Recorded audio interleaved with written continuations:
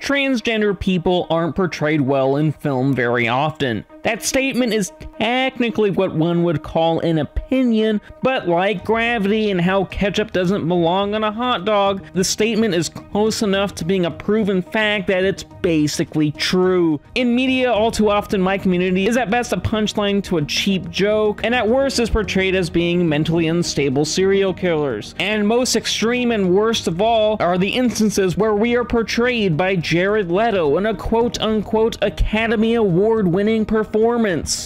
To the Academy, thank you. I don't give a fuck! Admittedly, yes, the representation of trans people in film has gotten a little better over time, but the problem is the movies often cast cisgender men like Jared Leto so that they can put on trans face and treat being us as yet another performance, rather than just letting a trans actor play the role. Seriously though, having Jared Leto play a trans woman makes about as much sense as having a Wonder Woman movie starring Chris Hemsworth. So with great joy do I recommend Tangerine, a movie that not only features trans women of color in the lead roles, but also a movie that's really good. The story follows two trans women of color and sex workers in Los Angeles in what is basically more or less a day in the life, featuring these characters, which to us seems like a wild day, but is in reality to them just yet another average day. On this particular day, Cindy is just out of jail and learns that her boyfriend slash pimp cheated on her, which sounds about par for the course, and she scours the underbelly of Los Angeles because she's gonna make that motherfucker pay. Additionally, we follow her friend Alexandra, who takes clients just to get by and has hopes and aspirations of her own beyond just the life of being a sex worker. The film also includes a subplot about the cab driver Razmik, who is a man that fetishizes trans women, or in the words of the trans community, this man is a chaser, and are the reason why we are very wary of unsolicited dick pics. I know that this plot description isn't, well, very descriptive,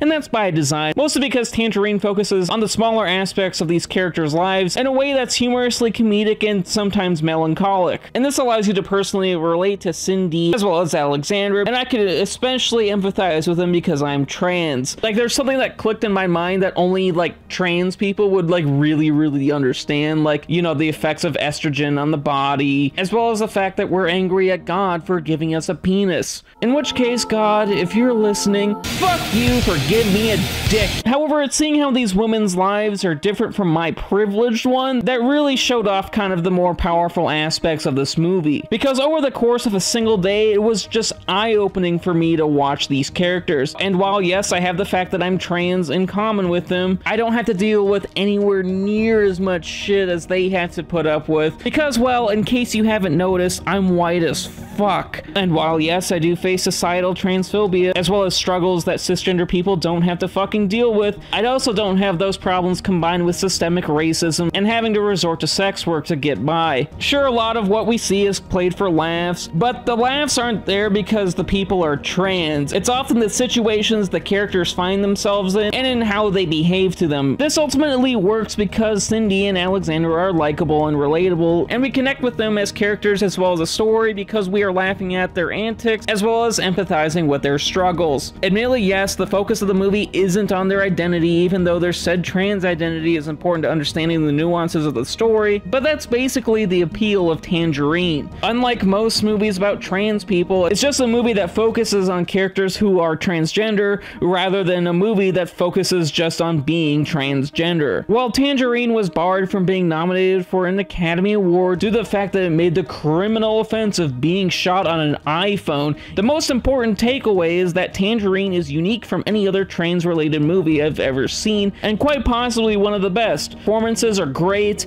it's funny, it's unique, and most importantly, its heart is in the right place.